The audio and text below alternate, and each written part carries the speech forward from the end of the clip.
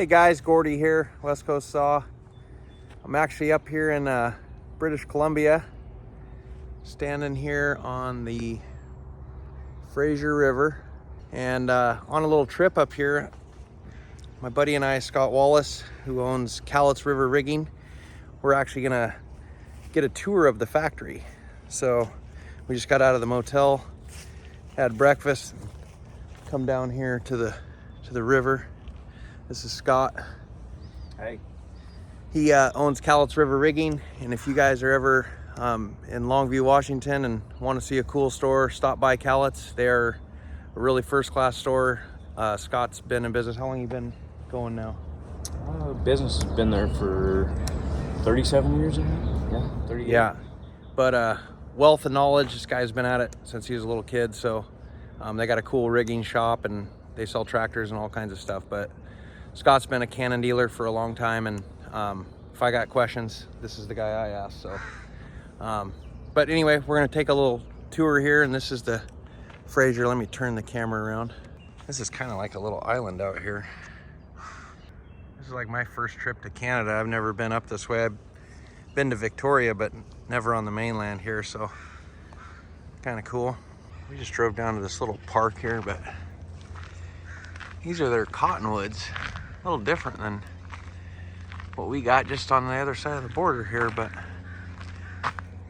these kind of look different. A lot of cottonwoods. A bunch of farms out here. We're just kind of driving around before our little tour here. I don't know what mountain that is.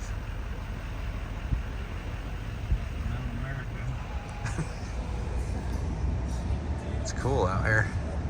Old dump truck box in there in the brush. See it? Yeah. Another project I need.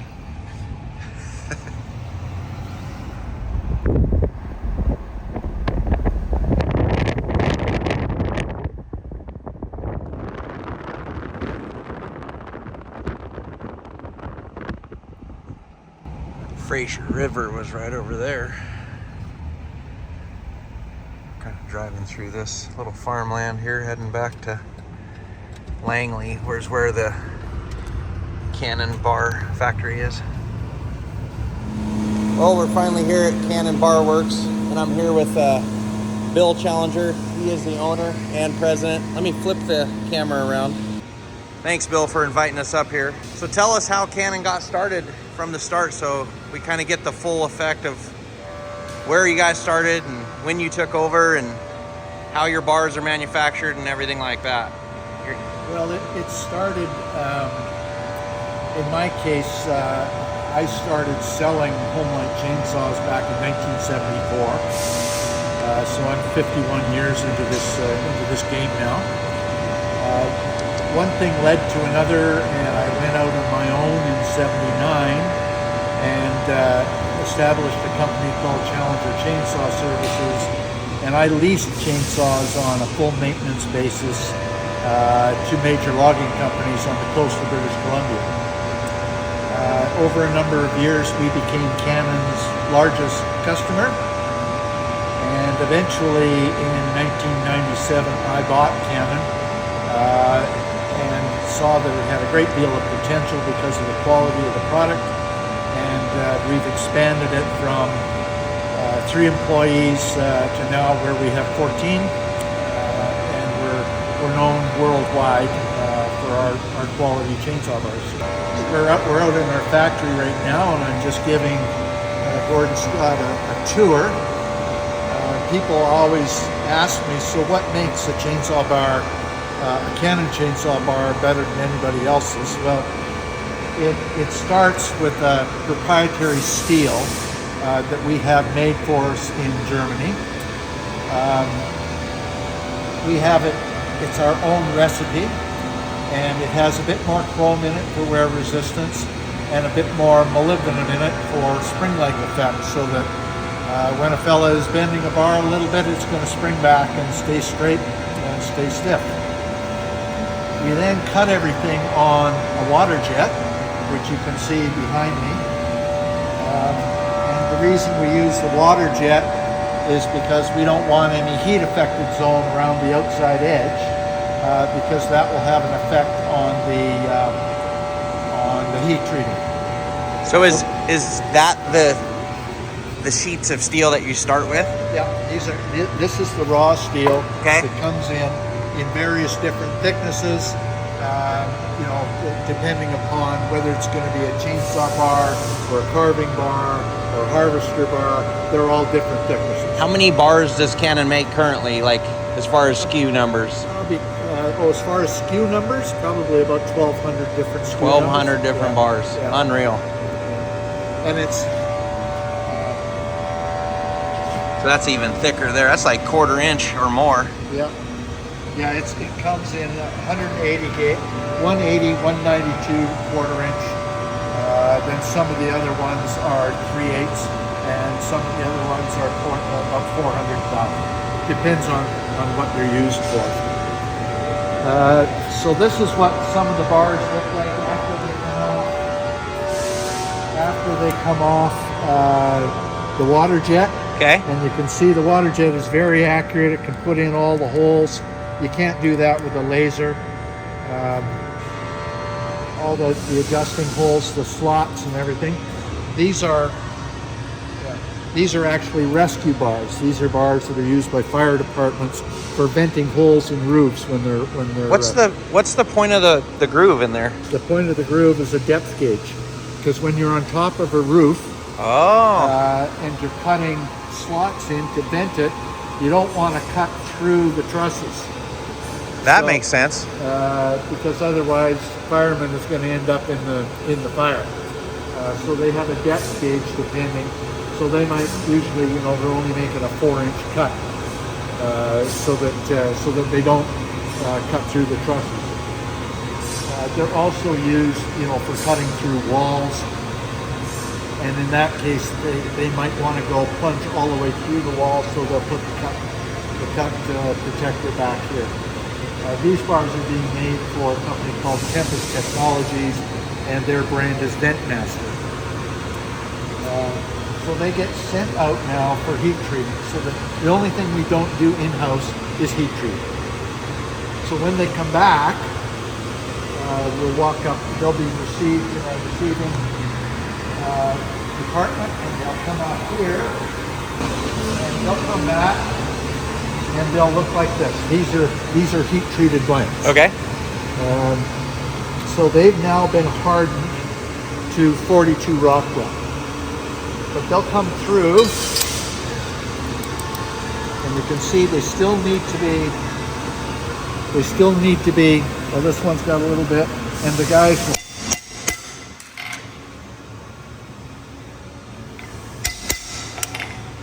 Okay, until they're dead flat. Every bar you do that with? Every bar. And they just keep tapping on it, and that'll true everything up. That'll true it. Right on this iron. Right. From there, they go on to the surface grinder. Now, these are harvester bars in the surface grinder. Okay. But every bar gets surface ground to a depth accurate to with 1,000th of an inch. The mass producers don't do that. They just take those heat treated bars and powder coat. But we believe it's very important that bars be consistent. So now they're surface ground blank. So those ones, after they're straightened, That's come off of the surface. these ones have come off with the surface ground. Okay. And as they come off, the boys will put a straight edge on them. They'll check every one of them to make sure that they are dead flat. From there, they go into the Tower of Babylon over here. So there's roughly 6,000 bar blanks in that tower.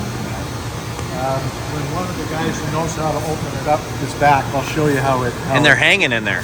Yeah, there's 76 racks. Each rack can hold 2,000 pounds. So in about 150 square feet, I get 1,500 square feet of storage. Wow.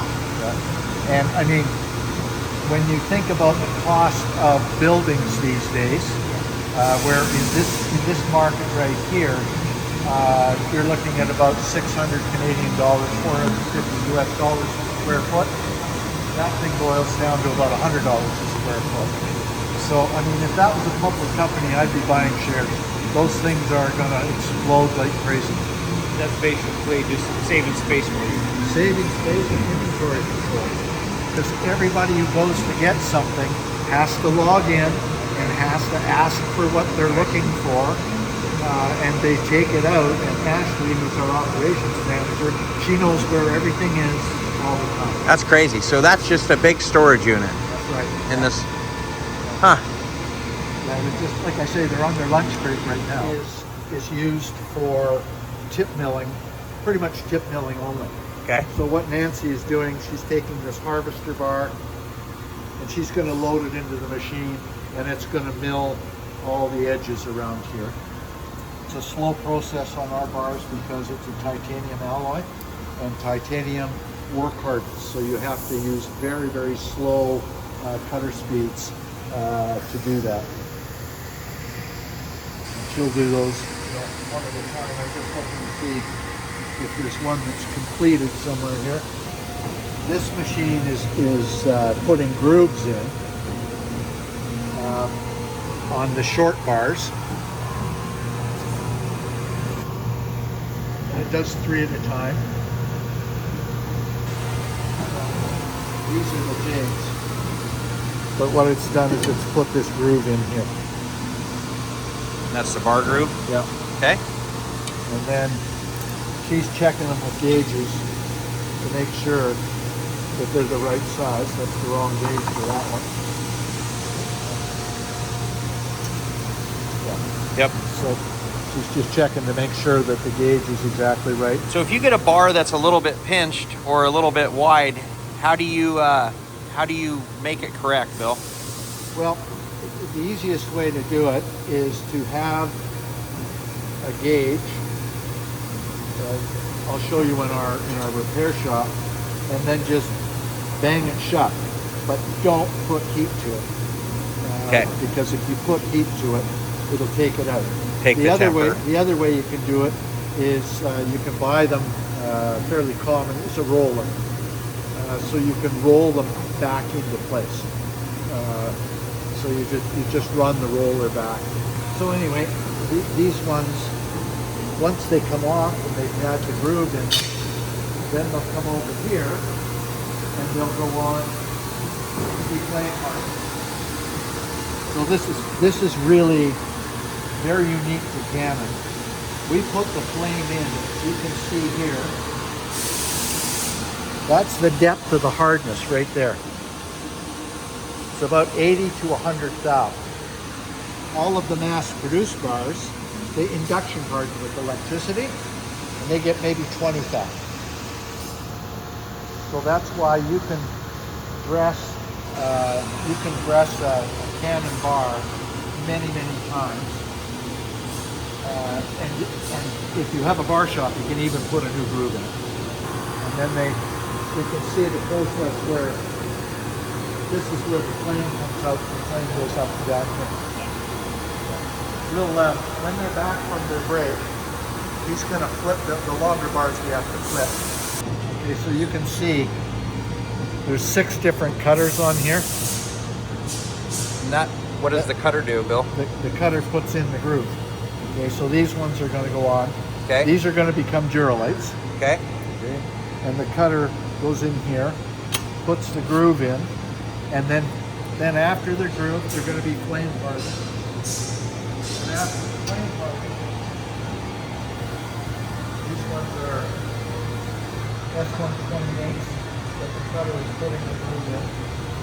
And then when they come out, they're going to get flame hardened, then they're going to get put back in, and then they're going to take the pocket out on this side, the pocket out on the other side, and they're going to start to perforate the holes in it. That's an interesting piece of aluminum. It's crazy looking. Big old fixture. So after they've been flame hardened, this is what they look like Oh, wow. Before the aluminum insert is put in. That is cool. So you can see it's a regular super bar. It's all made, ready to go. These 36s? Yeah, 32s, I think. I think that's a 32 and that's 36 maybe here. Yeah, that's probably right. Stacks and stacks. Those are 16s and 20s. But anyway, we're covering them all up. And Now the those are 16s and 20s are something new that you're doing, right? Yeah, the tree surface guys. Yeah. You know, the climbing saws and everything. We're gonna do the, I mean, all things will eventually happen. We'll do the super mini lights as well, you know, for the top end guys. Those are the inserts, the aluminum inserts that get put in here. So we got to keep this very, very clean. This is the oxiding? Yeah, this is the oxiding process. So it's going to come through and they're clean, rinsed. Now it's going to go into prep. And I think the biggest thing you should notice about this, there's nobody here. Whereas if they're painted, somebody's got to be painted. There they go. Yep. So then how long does it have to sit in there, Bill? About 45 minutes. Okay. Yeah. The whole cycle from start to end is about 45 minutes. Watch, it is caustic, Scott. Yeah, get up there and get a big whiff of her, Scott. You'll see. So there's clean, rinse, prep.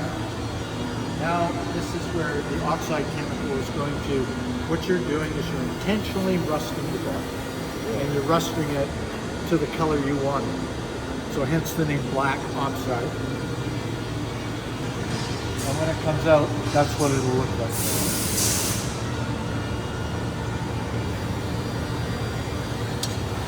The logo is going to get silk screened onto the bar. This is where the logo goes on this step. This is where the logo goes on. And on longer bars, anything longer than 50 inch, they are painted.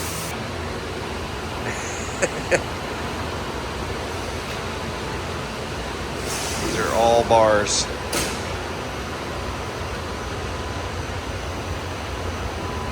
Died and gone to bar heaven. Yeah, so for example, these are, that's a package car bar with the logo on it, ready to go. These are all Duralights. And then these are bars for Lucas Mills.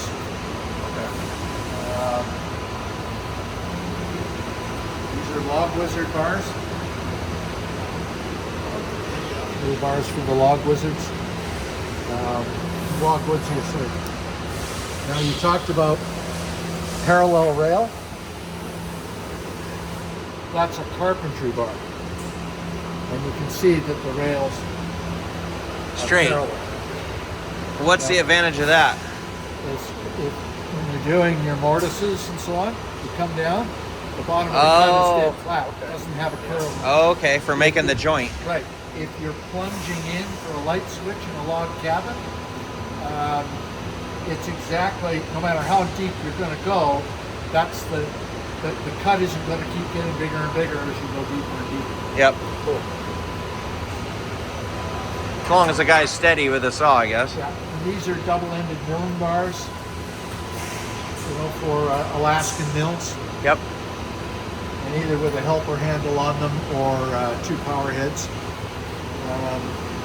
These little ones here, this is a double-ended milling bar used with 2 electric power heads, battery power heads. And it's for guys making furniture and they want to work indoors. So they can't have the, they want to do the slabbing, but they don't want to go outside and do the slabbing. And down in the bottom are all these are all harvester bars down in there, and some fat belly bars. So there's your wider belly bar that you're talking about. Yep. So does my little Super Mini, does it have more of a belly than...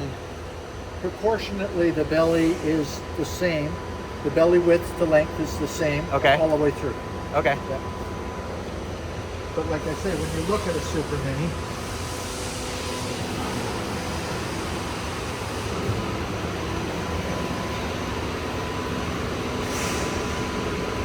you don't really see the belly until you put it down here. And now you can see the radius. Yep.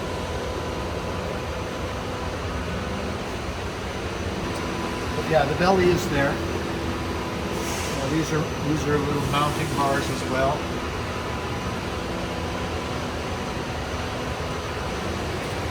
And then these are all the different carving bars that you see. Look at that little guy.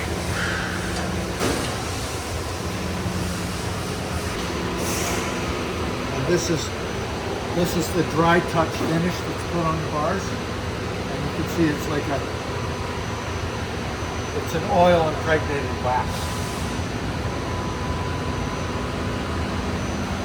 Lots of times, especially on carving bars, I'll get a phone call. The bars, it's smoking like crazy. Well, you're just burning the wax out of it. It won't hurt it. Gotcha. I thought I was going to set my house on fire. Is this 3/4 pitch or what is this? No, those are 63 gauge. 3/8. Well, they could be three. They're 404. Okay.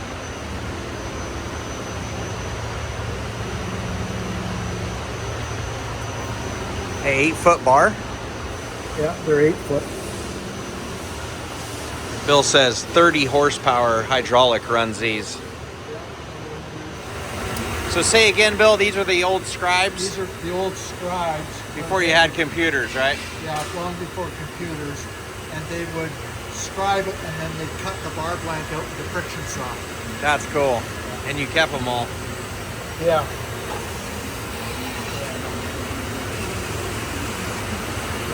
Bars and stuff.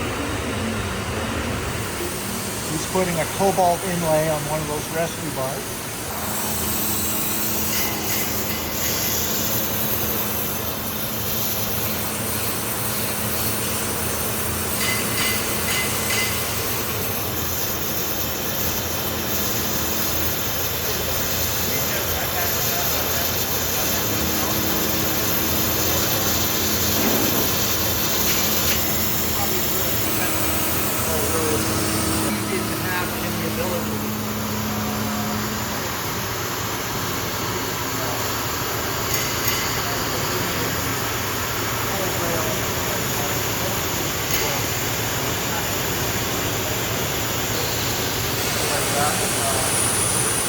They were bought by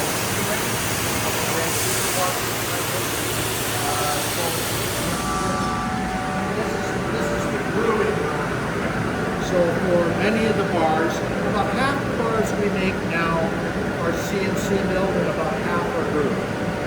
So all those long ones that Josh was doing, they were grooved in here by hand. So they would take the bar,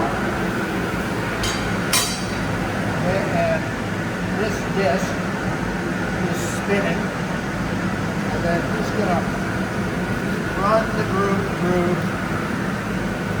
like that, and he's going to flip it over, going to run it through again. How do you set the depth, Bill, when you're running through on this one? He's got a jig here. On a jig there, okay. Eventually, the jig will come in, and that's how deep he's going to go. Okay, that makes sense.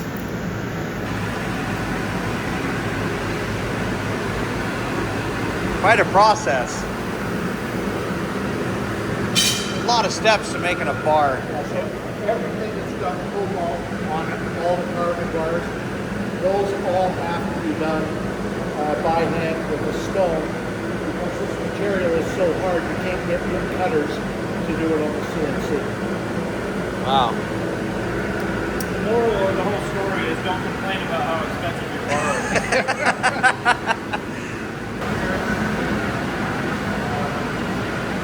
That's a belt sander. Man. Yeah, a lot of metal flying off the catcher there.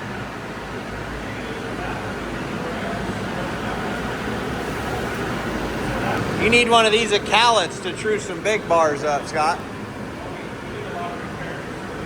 We used to have 3 of them. We had one that was bigger than this one, but we got rid of it. We used to have 4 of those. Do you happen to have these custom made? Those are made, those are vintage 1950.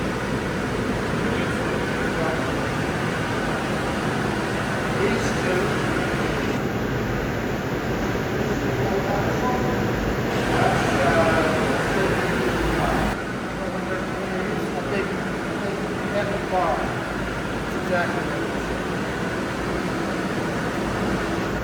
So you don't need to go to the gym, Bill. You can just come out here and groove some bars.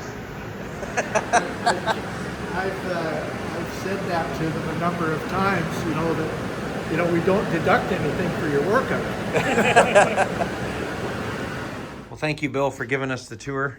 Appreciate it. We're glad to have you guys. Keep making cool stuff. We like it out there. All right. Well, you guys just keep doing well with Canon, and we thank you for your support. It's much appreciated. Thank you, sir, for having us. All right. Terrific. Good.